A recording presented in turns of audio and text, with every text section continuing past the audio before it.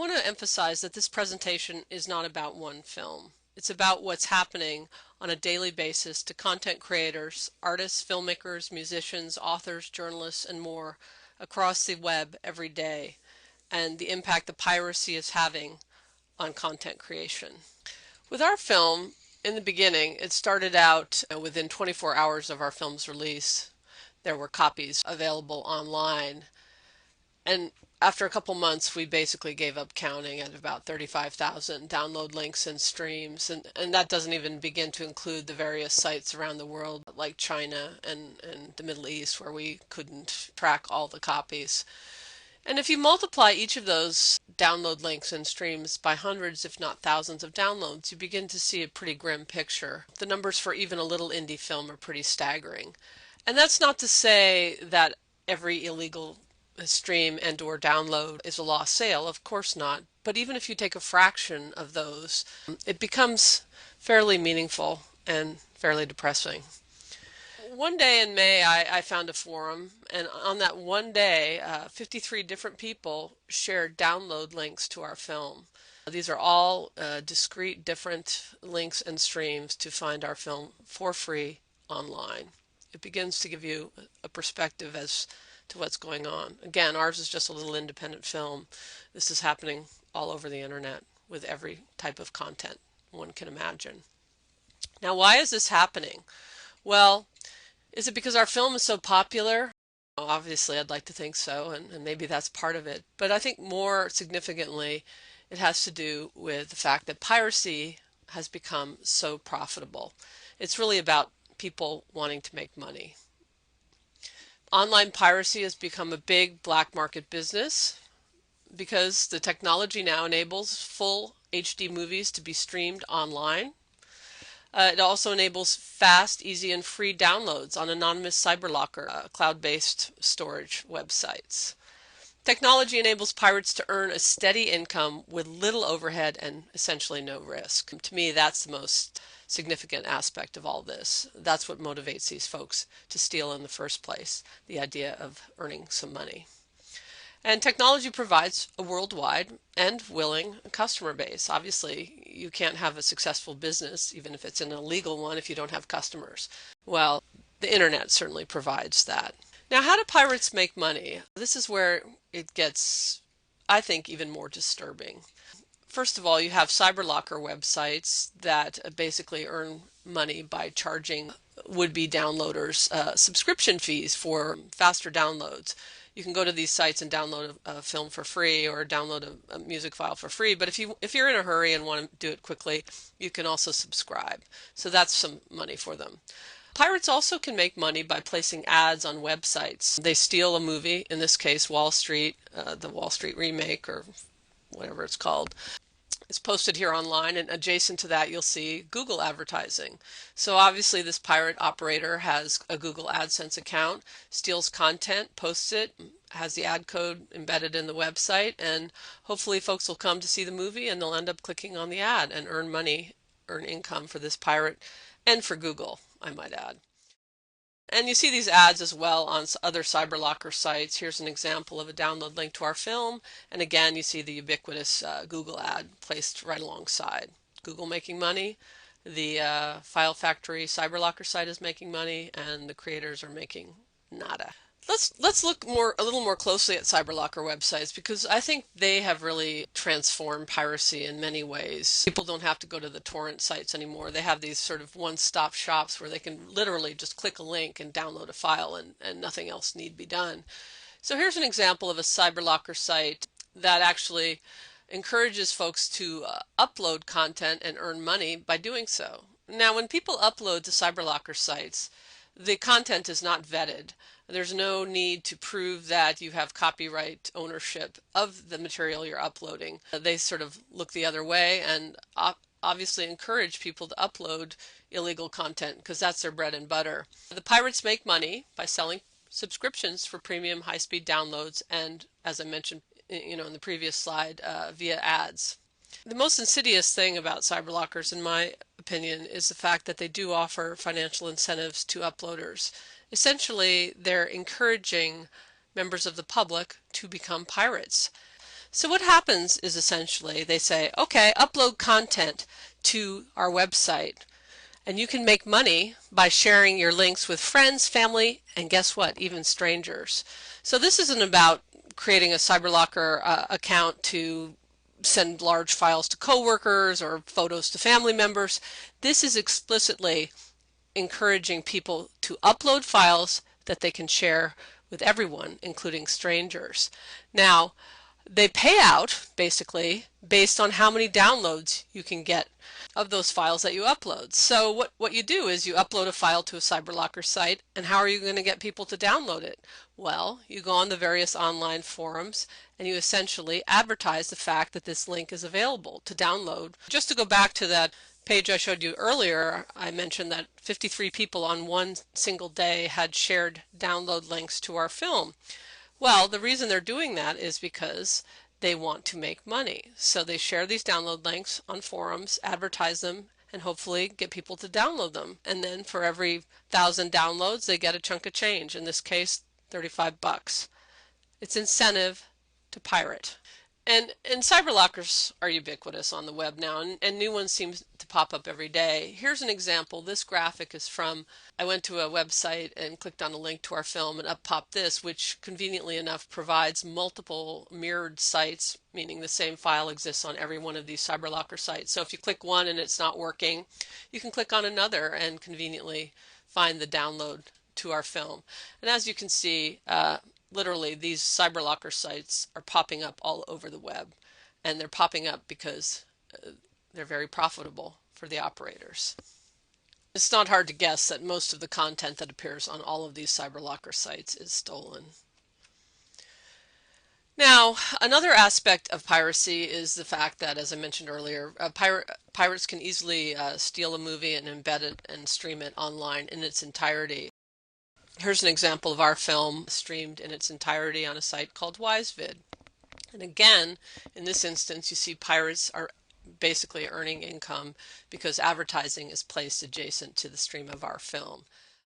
This particular advertising on this site is provided by Microsoft. Microsoft is not a huge player in the online ad business, and I gotta say, in terms of being responsive, Microsoft and I have actually been in contact. They seem to be working very diligently to try and remedy this situation by working on their technology and the algorithms that they use to service, to get these ads online, to make sure that they don't end up on sites like this.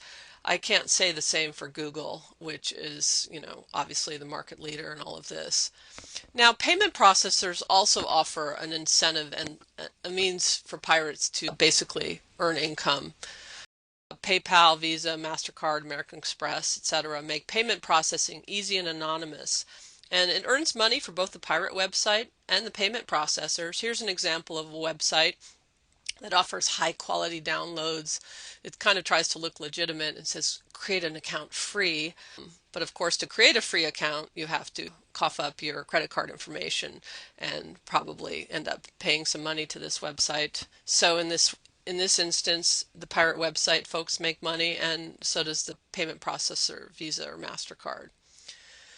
Online pirate forums also share download links. These are maybe some of the free speech folks could say, this is a site where people are just sharing information. And again, if you sort of peel back the layers of the onion, you'll see that the sharing of information is also motivated by not altruism, but making money.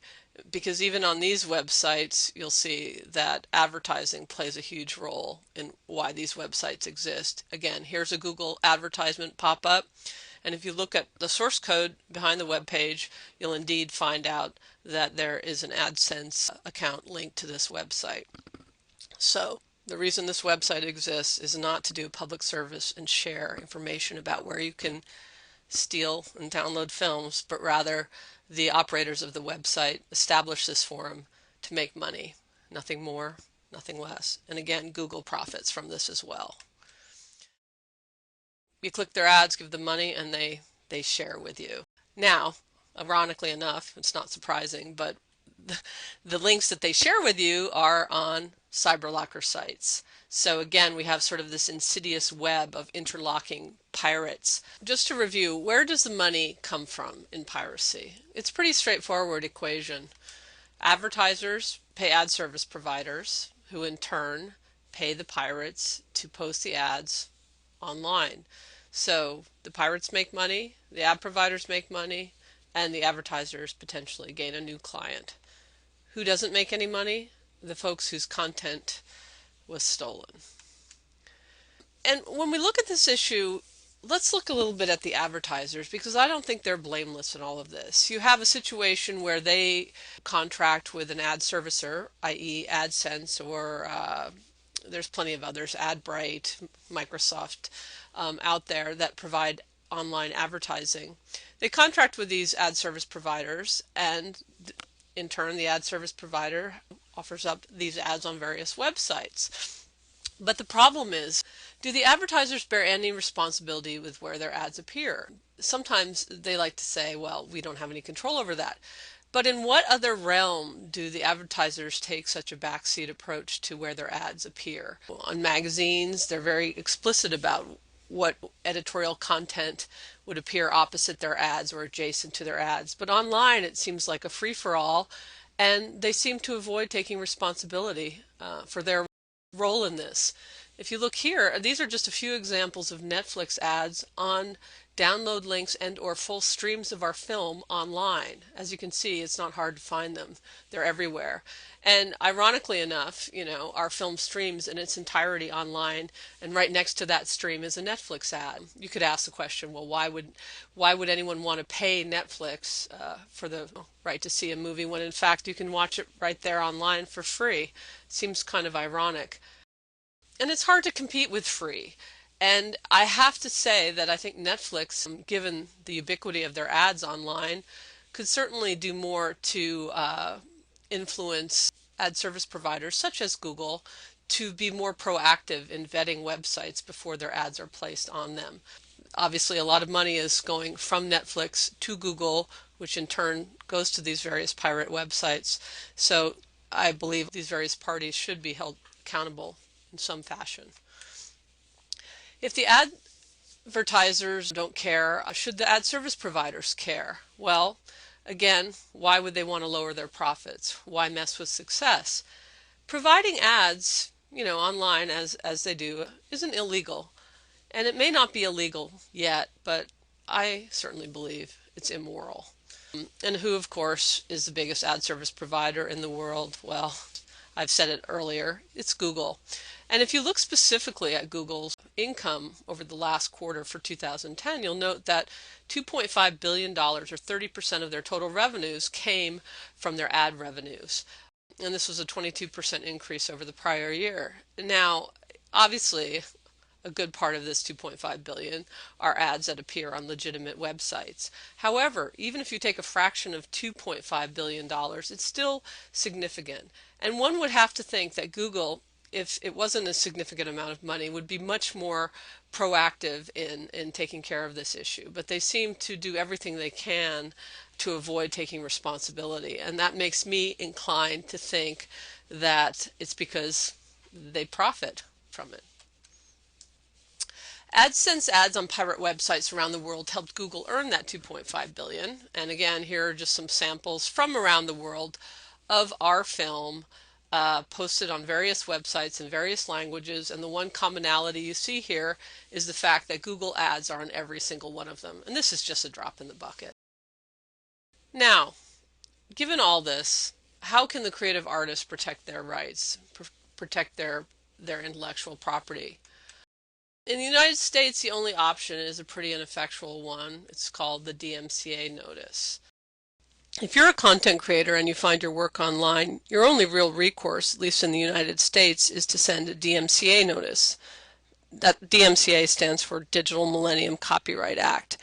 And the DMCA notice is sort of like being handed an umbrella, essentially, if you're a content creator, because it's kind of like being told to go take your umbrella and go stand under Niagara Falls Obviously not a very effective way to protect your content online. It's essentially spitting in the wind. We've sent thousands upon thousands of them, and yes, individually you can get links taken down, but given the volume of links that appear around the world, it's pretty impossible to keep up with that.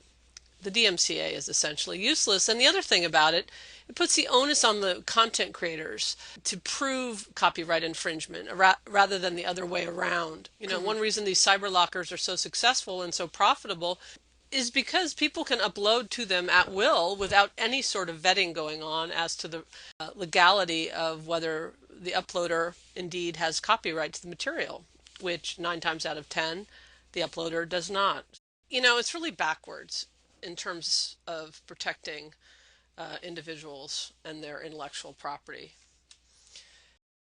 For one website, this is an example. This is a Spanish website, vocine.es, where our film is streamed. And I send a DMCA notice to the CyberLocker site. Actually, this is one of those examples where the stream is embedded on this website, but actual stream is hosted at another location, a CyberLocker site, Mega Upload in this case.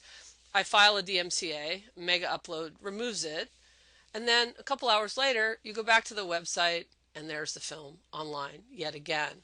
And over checking this statistics recently on this particular site, there have been more than 65,000 views of the film on this particular website, or at least page views. I don't know if that obviously doesn't translate into people sitting there watching the film in its entirety, but still, one website, that's a fairly substantial amount. I found a site on a Chinese website where over 300,000 people had looked at that particular video, our film. It's a Spanish website, of course, and everyone knows that Spain is a country that routinely ignores copyright. But what about companies in the United States? Do they respect copyright law? I have to say no, essentially. Again, we filed numerous DMCA notices with Google because of the ubiquity of their ads on various pirated links to our film. How do they respond?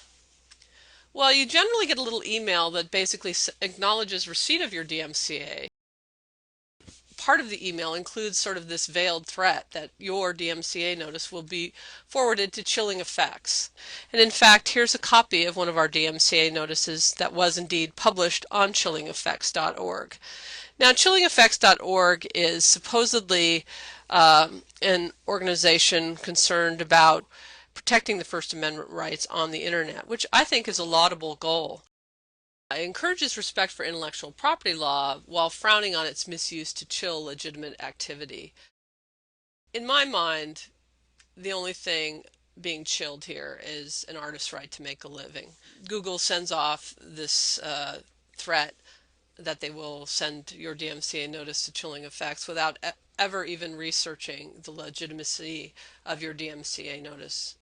And it seems like this is, again, a situation where they have it backwards. Google also bends over backward to avoid responsibility when it comes to the follow-up with these DMCA notices. Here's an example where we received an email saying that a counter notice had been filed to our DMCA, and Google sent along the counter notice, which, as you'll see, is in Chinese. Well, I don't happen to be fluent in Chinese, so I sent the counter notice off to a friend who is. She sent me back the translation, and if you look at it, essentially, it's not a counter notice. It has nothing to do with me having to go to court to file a counter notice of the counter notice. In fact, it's essentially a confession. I admit and declare that all posting searching results have been deleted and it will never happen again.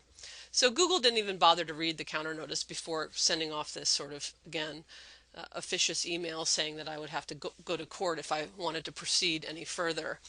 And then so I sent this back to them, and this is the response they gave me. We believe the issue described in your complaint has been remedied. Well, not quite. Because if you go back to that same website, which is based in China, I immediately, with a few clicks of the mouse, found more copies of our film online and more Google ads.